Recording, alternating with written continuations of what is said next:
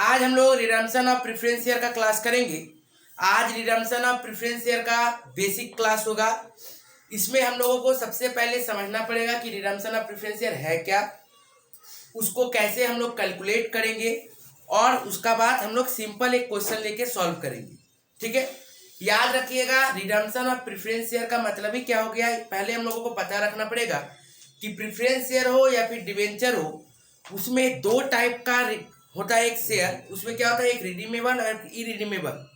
Irredeemable preference share या फिर debenture मतलब क्या होता है कि मार्केट से उसको फिर से हम लोग राइट ऑफ नहीं करवा सकते हैं, लेकिन रिडीमेबल प्रेफरेंस शेयर होने से क्या होता है, मार्केट से फिर से हम लोग उसको वापस मंगवा सकते हैं। वो 5 साल हो, 10 साल हो, जो ईयर हो।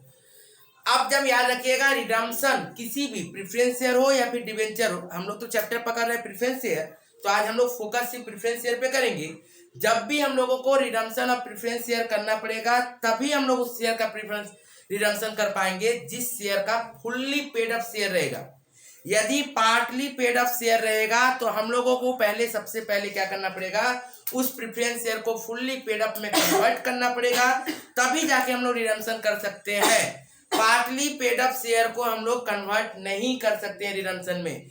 पार्टली पेड अप शेयर का रिडम्पशन नहीं होगा, फुल्ली पेड अप शेयर का रिडम्पशन होगा। याद रखिएगा, यदि कोई भी प्रेफरेंस शेयर का रिडम्पशन कर रहे हैं तो हम लोगों को याद रखना पड़ेगा कि हम लोग जो पार्टली पेड अप है, मीन्स मान लो 10 रुपया प्रेफरेंस शेयर का दाम था, 8 रुपया ही कॉल्ड अप हुआ है, 2 रुपया अभी तक मंगाया नहीं है, तो सबसे पहले हमको क्या करना पड़ेगा, 2 रुपया मंगाना पड़ेगा। उसके बाद ही हम लोग क्या कर सकते हैं, उसका रिडम्पशन कर पाएंगे। तो पहला बात हम लोगों को ये समझ के रखना पड़ेगा कि हम लोग जो भी रिडम्पशन करेंगे वो fully paid up preference share का होगा, partly paid up preference share का नहीं होगा। ठीक है सर। नेक्स्ट सेकेंड पॉइंट हम लोगों को याद रखना पड़ेगा कि प्रीमियम जो ऑन रिडम्पशन है, प्रीमियम ऑन रिडम्पशन जो है, मतलब रिडम्पशन करने के लिए जो प्रीमियम हमको देना पड़ेगा, यदि मान लो रिडम्पशन करने के लिए हम लोग प्रीमियम दे रहे हैं, तो उसका प्रीमियम या तो सिक्योरिटी प्रीमियम से सेट ऑफ करेंगे या फिर प्रॉफिट एंड लॉस अकाउंट से सेट ऑफ करेंगे। यदि मान लीजिए रिडम्पशन प्रीमियम में हो रहा है, यदि redemption of preference share premium में हो रहा है, तो उसका प्रीमियम सेट ऑफ किससे करेंगे, सिक्योरिटी प्रीमियम अकाउंट से करेंगे, या फिर हम लोग प्रॉफिट एंड लॉस अकाउंट से करेंगे, या फिर अनडिस्ट्रीब्यूटेड प्रॉफिट से करेंगे। ठीक है बाबू, हम लोगों को सब समय याद रखना पड़ेगा, यदि हम लोग शेयर इशू करते हैं ना, तो उसमें जो प्रीमियम होता है, शेयर इशू करते समय जो प्रीमियम होता है, उसमें क्या होता है, हम लोगों को प्रॉफिट होता है, मतलब इनकम होता है। शेयर इशू करते समय हम लोगों को क्या होता है, इनकम होता है। लेकिन यदि शेयर रिडीम्ड हो रहा है, उसमें यदि प्रीमियम हम दे रहे हैं, मतलब वो लॉस हो रहा है मेरा।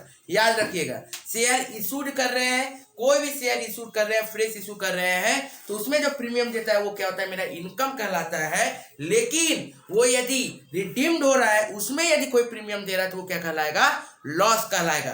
तो लॉस जो है, प्रीमियम जब दे रहे हैं तो उसमें जो लॉस है वो हम लोग क्या करेंगे, वो हम लोग ऑलरेडी जो एग्जिस्टिंग मेरे पास प्रॉफिट एलिमेंट है, means security premium, profit and loss और अनडिस्ट्रीब्यूटेड प्रॉफिट कुछ रहा, तो उससे हम लोग एडजस्ट कर सकते हैं। ओके बाबू। उसके बाद याद रखिएगा, प्रेफरेंस शेयर को रिडम्पशन करने के लिए, प्रेफरेंस शेयर को रिडम्पशन करने के लिए हम लोगों को कुछ जो रिजर्व है, प्रॉफिट एंड लॉस है, उसको हम लोग क्या करना पड़ता है, एडजस्ट करना पड़ता है। ठीक है ना।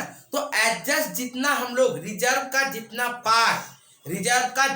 पार्ट हम लोग यूटिलाइज कर पाएंगे रिडम्पशन के लिए, रिजर्व का जितना पार्ट हम लोग यूटिलाइज कर पाएंगे रिडम्पशन के लिए, याद रखिएगा उतना पार्ट हम लोग क्या करेंगे, ट्रांसफर कर देंगे कैपिटल रिडम्पशन रिजर्व में, CRR में ट्रांसफर कर देंगे। हम लोग रिडम्पशन ऑफ प्रेफरेंस शेयर करने के लिए हम लोगों को जो जितना मेरे पास रिजर्व एंड सरप्लस के अंदर में जो जो चीज का यूज कर सकते हैं, जो जो डिस्ट्रीब्यूटेड प्रॉफिट है, जो जो प्रॉफिट एंड लॉस है, यदि जनरल रिजर्व है, यदि वह सब चीज को हम लोग यूज कर पा रहे हैं for the purpose of redemption, यदि रिडम्पशन पर्पज के लिए हम लोग general reserve, profit and loss, undistributed profit कुछ भी ऐसा है, याद रखिएगा उसको कहां ट्रांसफर करेंगे, टोटल अमाउंट को CRR कैपिटल रिडम्पशन रिजर्व में ट्रांसफर करेंगे। हो सकता है मान लो बाबू कि 1 लाख रुपया का प्रेफरेंस शेयर इशू किए हो, 1 लाख का प्रेफरेंस शेयर इशू किए हो, लेकिन आपके पास रिजर्व एंड सरप्लस में सेट असाइड करने के लिए आपके पास 50,000 रुपया ही है,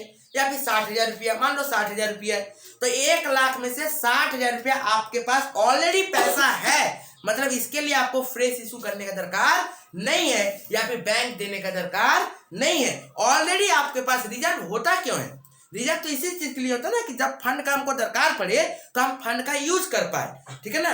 तो रिडम्पशन जब करेंगे तो मान लीजिए यदि 1 लाख रुपया का प्रेफरेंस शेयर हम लोग इशू करवा रहे हैं, रिडीम करवा रहे हैं, तो उसमें से यदि मेरे पास रिजर्व एंड सरप्लस में 60,000 है, इट मीन बचा कितना 40,000, तो ये 40,000 आइदर फ्रेश इशू होगा, fresh issue in terms of equity share और प्रेफरेंस शेयर और डिवेंचर, ऐसे फ्रेश इशू करके 40,000 को ला सकते हैं, या फिर हो सकता है बैंक पैसा ही हम निकाल के अपना एसेस हम कमा देंगे, अपना एसेस से ही निकाल के हम उसको दे देंगे, ये हो सकता है। और वो जो 60,000 जो था जिसको हम लोग यूज कर पाए, वो 60,000 बैलेंस शीट में ही दिखेगा, ठीक है ना।